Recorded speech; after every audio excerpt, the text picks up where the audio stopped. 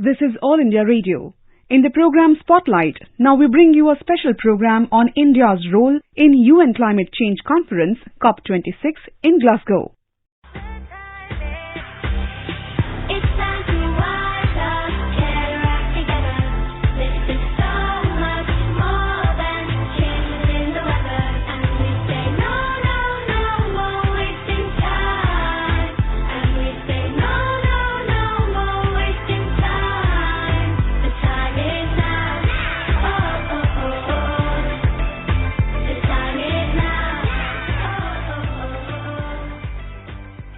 Climate change is probably the single biggest threat facing the world's biodiversity.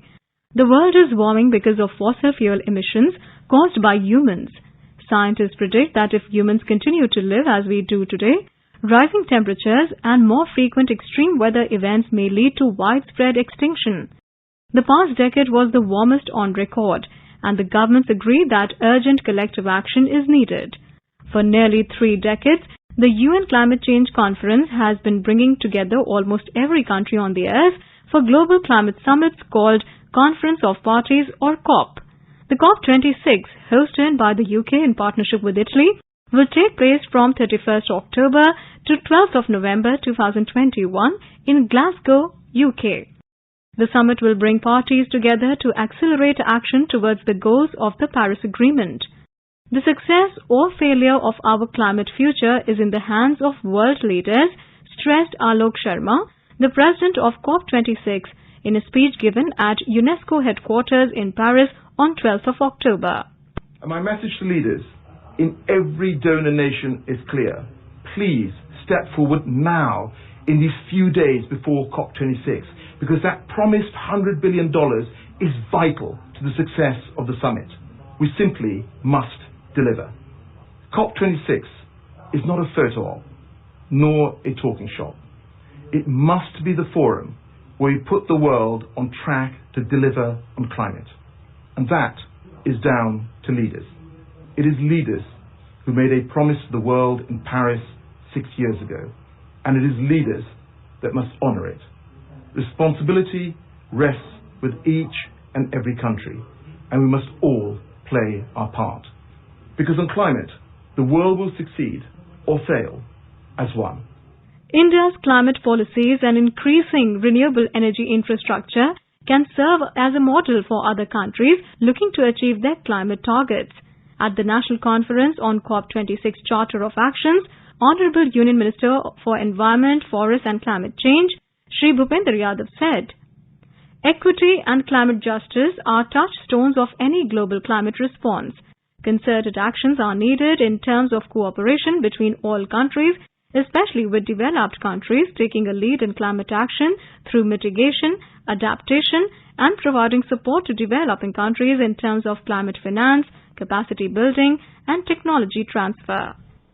Climate change is a defining issue confronting humanity right now. The impact of climate change are being felt in globally. The need of the hour is a comprehensive set of actions within socio-economic and developmental context to deal with the issue of climate change. Concrete actions are needed in terms of cooperation between all countries, especially with developed countries taking a lead in climate action through mitigation, adaptation, and providing support to developing countries in terms of climate finance, capacity building, and technology transfer. The recently released report by IPCC has sounded alarm bells louder than ever, and it is a clarion call for the developed countries to undertake immediate deep emission cuts. India is committed, constant to the UNFCCC and Paris Agreement, and I am hopeful for a successful balanced outcome of COP26.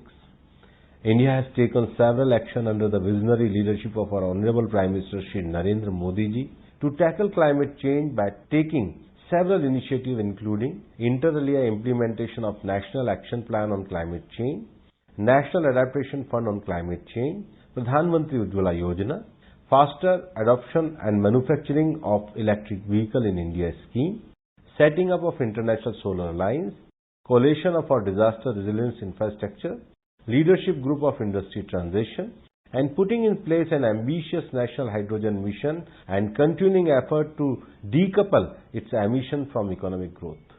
India has an aspirational target of installing 450 gigawatt of renewable energy by 2030. Indian Railways has set a target to becoming net zero carbon emitter by 2030. At the same time, ambitious climate action in developing countries is dependent on enhanced support for developed countries under the Paris Agreement. India has repeatedly called upon the developed countries to fulfill their promise of $100 billion per year goal. In this regard, COP26 should focus on climate finance in scope, scale and speed, along with development transfer of technologies and capacity building support.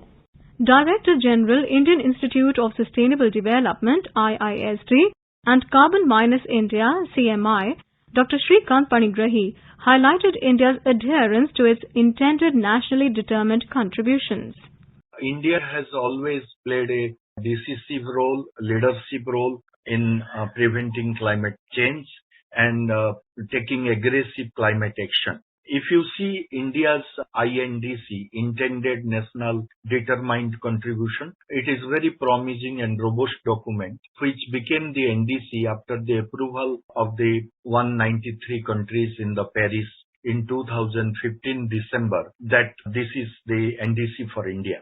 If you see the historic data of the India, whatever India has committed, India has already done so far. And India is ahead than many countries, and the global estimation report has appreciated India's leadership drive and achievement, particularly the target of 175 gigawatt of renewable energy by 2022 and 100 gigawatt out of which is solar energy. And India is quite ahead than its target. And if you see the India's NDC document, India has also committed 40% of its total energy basket to come from renewable and non-fossil fuel route, which neither committed by China nor USA.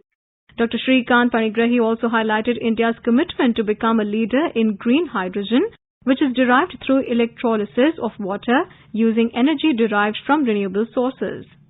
India has always played a decisive role, leadership role in preventing climate change and taking aggressive climate action. The global estimation report has appreciated India's leadership drive and achievement, particularly the target of 175 gigawatt of renewable energy by 2022 and 100 gigawatt out of which is solar energy. And India is quite ahead than its target. And by 2020, India was in most promising position. If you see the India's NDC document, India has also committed 40% of its total energy basket to come from renewable and non-fossil fuel route.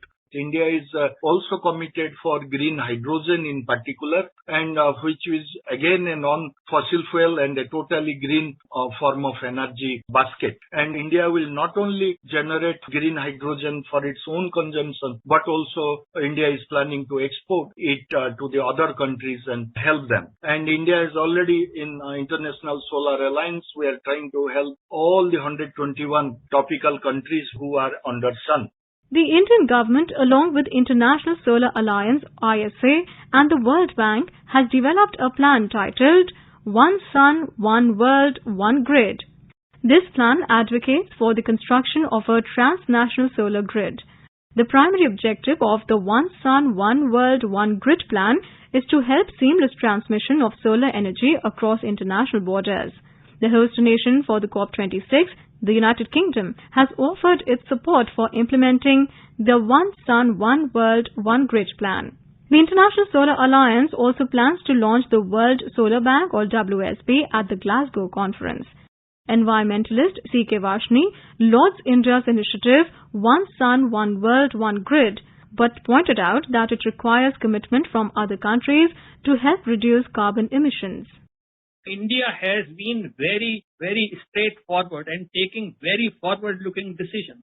We have got Global Alliance, which ultimately also got the UN, approval. And for that, India has also proposed One Sun, One World, One Grid. Now, this kind of an proposal is something which requires commitment from the countries. For this, as it will have a great impact in reducing carbon emissions. But this requires capital investment, and for that again finances are needed. And therefore it is time that this proposal which India has been proposing must also be financed, and countries must forward to provide the necessary finance for this, so that a clean energy permanent source may be available, because sun shines all the 24 hours, but in some places it is dark and some places there is a sunlight.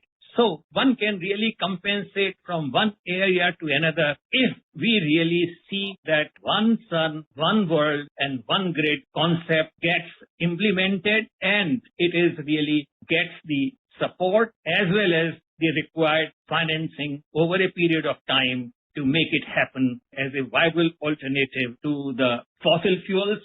With a thriving renewable energy market in India, the total installed renewable energy capacity has gradually increased year on year. Inclusive policy decisions taken by the government have also resulted in a significant amount of investments pouring into the clean energy market in the country. Environmentalist C.K. Varshney pointed at India's low per capita emissions despite being third highest carbon emitter, and said that equity and climate justice should be taken into account while setting climate goals. India is third emitter, but I think it is important for us to know that our total contribution at present is only 7% out of 100.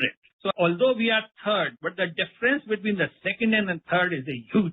And also if we take per capita emission of carbon dioxide, then we are well below the global average.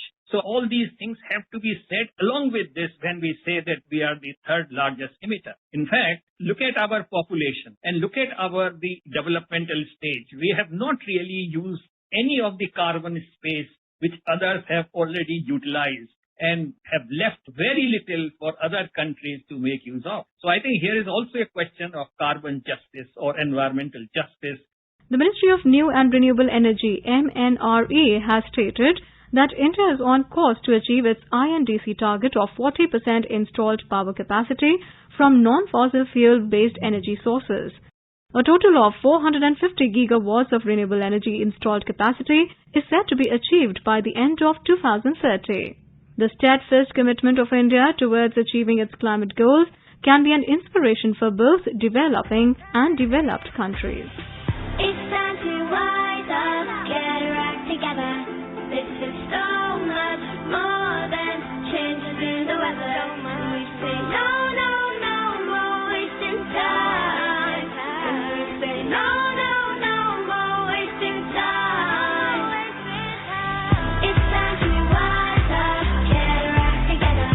This is so much more than changes in the weather. And we say no, no, no more wasting time. And we say no, no, no more wasting time. The time is now.